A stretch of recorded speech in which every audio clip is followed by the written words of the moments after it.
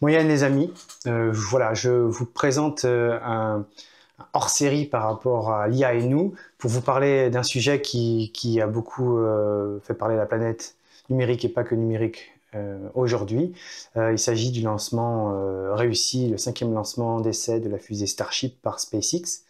Et donc c'est l'occasion pour moi de vous parler un petit peu d'un personnage qui est souvent abordé sur les réseaux sociaux et ailleurs, Elon Musk. Donc, en fait, qu'est-ce que je pense d'Elon Musk pour un peu clarifier ma position. Enfin, il n'y a pas vraiment d'avoir une position sur une personne, mais il s'agit d'un individu qui marque énormément l'actualité dans plein de domaines technologiques, notamment liés à l'IA. Il dirige lui-même une entreprise d'IA qui s'appelle XAI, qui est nourrie par des données qui sont issues de son réseau social qui s'appelle X.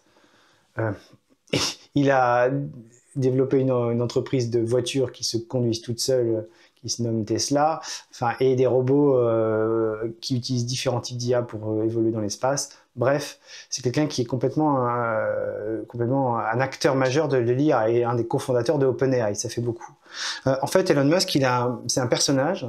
C'est quelqu'un qui est aussi un businessman avant tout, l'homme le plus riche du monde, ou parfois le deuxième, enfin il est quand même dans le trio de tête. Et ce qu'il a fait récemment, c'est beaucoup d'annonces.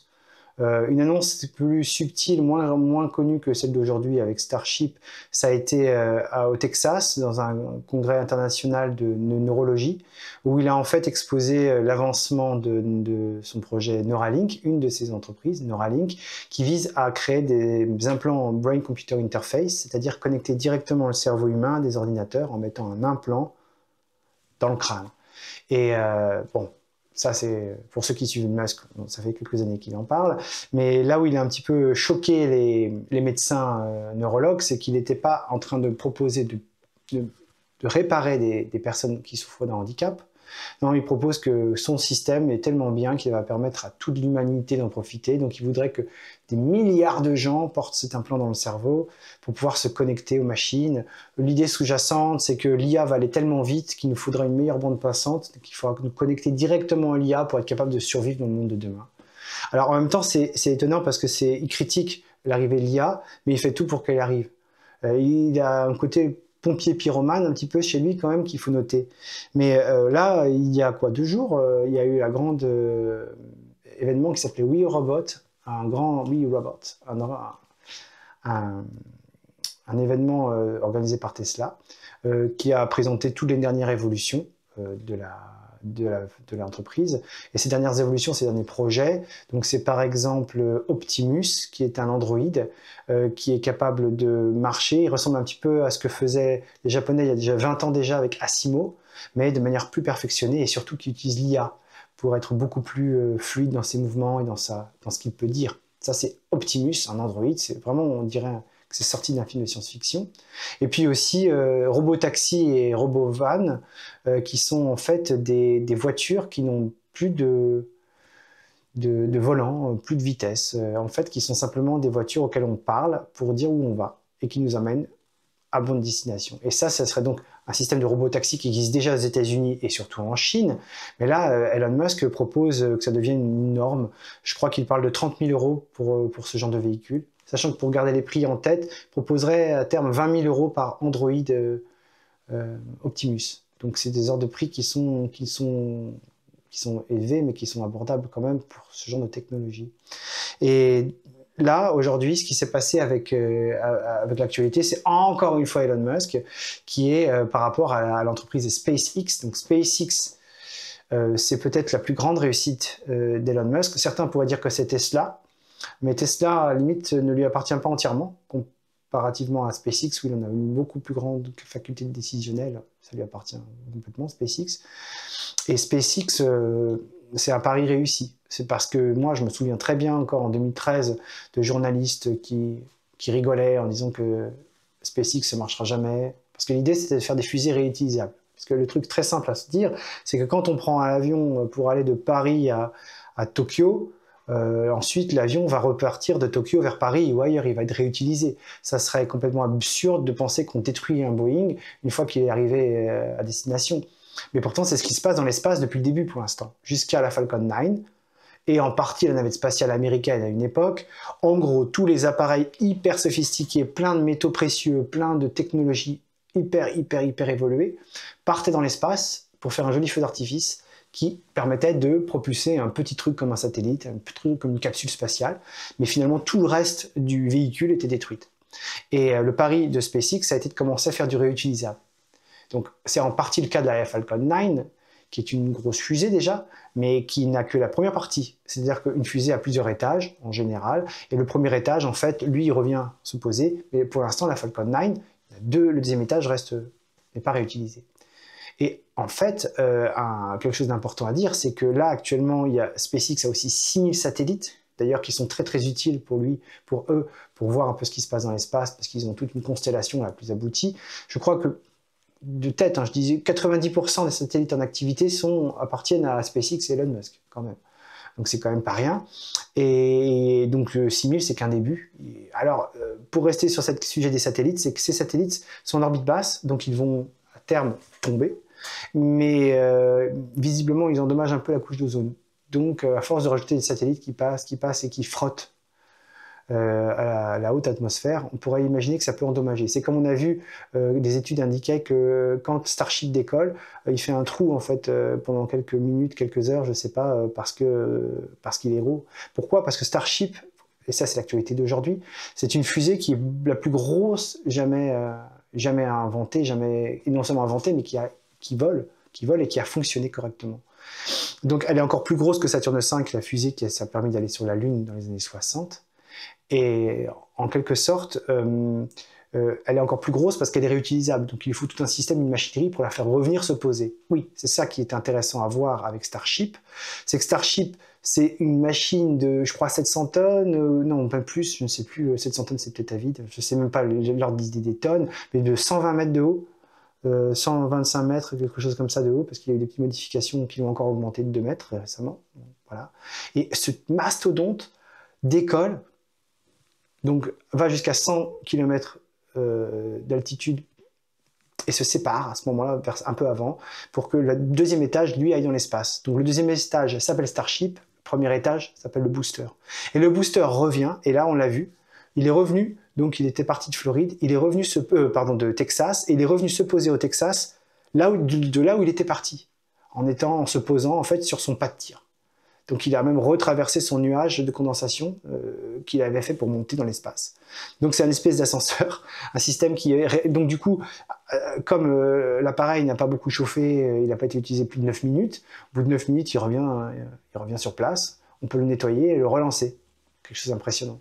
Pendant ce temps-là, le Starship, donc le deuxième étage, lui, accélère pour atteindre les 26-27 000 km/h à terme, pour finalement se satelliser. Aujourd'hui, ce n'était pas le cas, il voulait en cas de problème.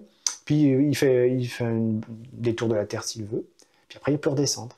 Donc aujourd'hui, il s'est posé sur l'eau, mais tel qu'ils l'ont dit, il aurait pu se poser sur Terre de la même manière.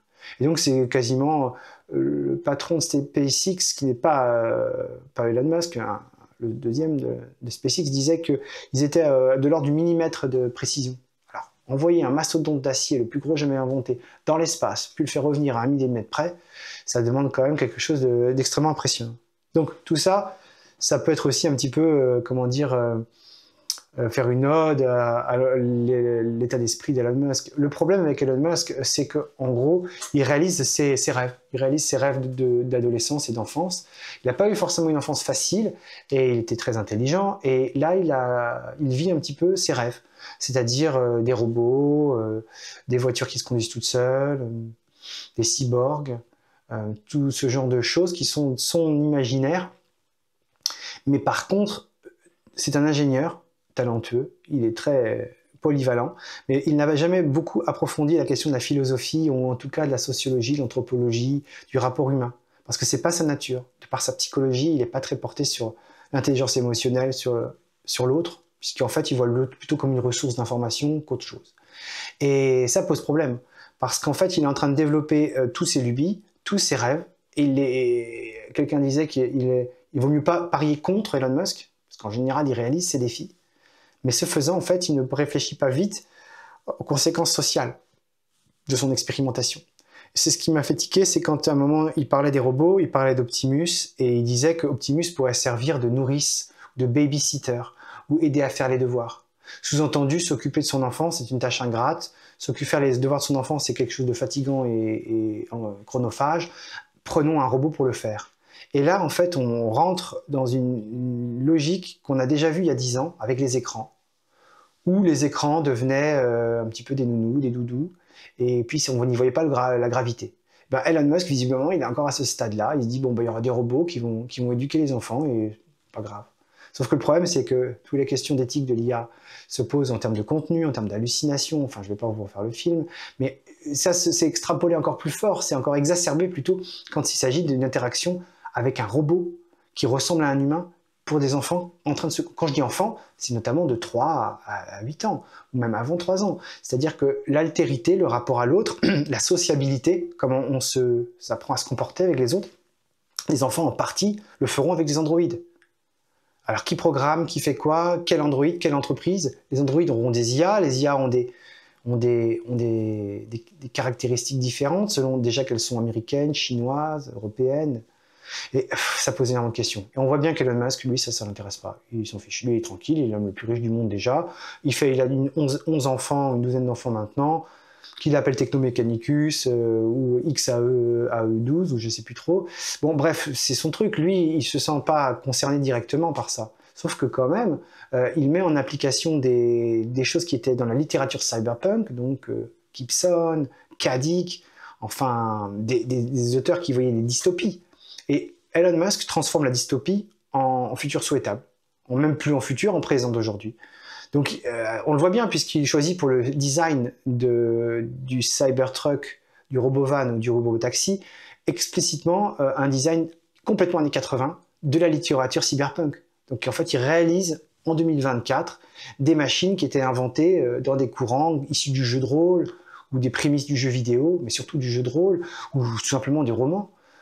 Voilà, donc là, tout ça, c'est bien. On a quelqu'un qui invente beaucoup, qui fait plein de choses, qui est très riche, mais il n'y a pas vraiment de débat ou de discussion sur ce qui va advenir de ce qu'il nous propose. Parce qu'il propose toujours des choses très bombastiques, du genre, je sais plus, 1 ou 2 milliards d'Optimus, que ça serait vraiment l'objet le plus vendu au monde, que tout le monde aurait un serviteur, qu'il y aurait des robots partout, il y aura après des sexbots, et puis peut-être des versions militaires, on ne sait jamais, ça va sûrement arriver, enfin, bon, bref. Donc voilà, ça m'inquiète, parce qu'à la fois, bon, il y a des grands succès, et puis en même temps, il y a des choses qui sont un peu inquiétantes. Je comparais un peu Musk à Edison et à Tesla. Thomas Edison, Nikola Tesla, donc Edison, un grand inventeur dans l'éclairage, et puis Tesla, un grand inventeur, notamment le courant alternatif. On a tendance à maintenant, rétrospectivement, et peut-être qu'on fera la même chose pour Musk, à les diviniser, à les idéaliser. Mais Thomas Edison, il faut voir que c'était un mania de l'informatique, non pas de l'informatique, un mania de la finance, un capitaliste forcené, et qui avait comme lubie d'écraser Nikola Tesla, qui se sentait plus brillant que lui.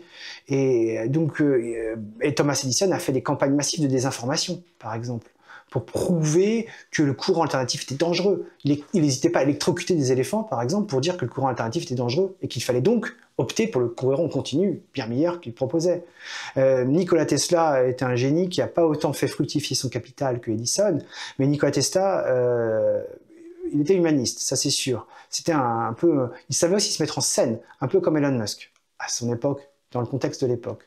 Mais par contre, alors que Elon Musk est censé être contre les woke, Elon Musk est un woke comparé à Nikola Tesla dans ses positions sur les femmes, par exemple. Donc voilà, on a des gens qui sont des grands ingénieurs, mais qui n'ont pas forcément approfondi la question philosophique, éthique, anthropologique, sociologique, psychanalytique, ce genre de choses. Et ça, c'est des questions qui se posent parce que du coup, par exemple, en inventant le courant électrique et en le diffusant massivement, en inventant l'éclairage électrique, on a changé la société. Donc proposer des voitures qui se conduisent toutes seules, c'est pas anecdotique. Ça veut dire, moi, c'est l'exemple que je prends toujours quand je parle de la société ruche. Pour moi, la société ruche, quand je prends la métaphore du déplacement, j'explique que dans la société ruche, dans la société que j'imagine, qui va advenir à la place de la société qu'on a connue, basée sur l'individualisme, dans cette société, il y a une espèce de néo-communauté, vit dans des systèmes où les véhicules sont centralisés. Donc il n'y a plus d'accidents, ou beaucoup moins de bouchons. Mais par contre, quand on est dans un véhicule auquel on n'a pas le volant, c'est une manifestation explicite du fait qu'on n'est plus de libre arbitre pour choisir d'aller à droite ou à gauche. Oui, on peut parler au véhicule, mais il faut le négocier. Finalement, on est conduit par le véhicule. On ne conduit plus le véhicule. Et c'est le futur, c'est une question qui se pose. Est-ce qu'on va être conduit par nos technologies ou est-ce qu'on va les conduire? Et Elon Musk dit, bon, moi je vais vous donner des matériels, je me serais bien amusé à ça, de toute façon je vais partir sur Mars à la fin, amusez-vous bien. Un peu comme le guide du routard intergalactique, qui est son livre de chevet, où il parle des dauphins qui s'en vont de la Terre avant que la Terre se fasse détruire pour faire une autoroute spatiale, et qui disent, bon, salut les gars, et merci pour le poisson. Et il y a cet humour un petit peu nihiliste chez Elon Musk, qui est marrant dans une conversation, mais qui l'est moins quand il met en application ses rêves. Voilà, donc voilà, je vous ai dit ce que je pensais sur cette question. N'hésitez pas à réagir en commentaire, à vous abonner, à suivre davantage si ça vous a intéressé, si le cœur vous en dit. En tout cas, je vous souhaite une excellente continuation et à très bientôt.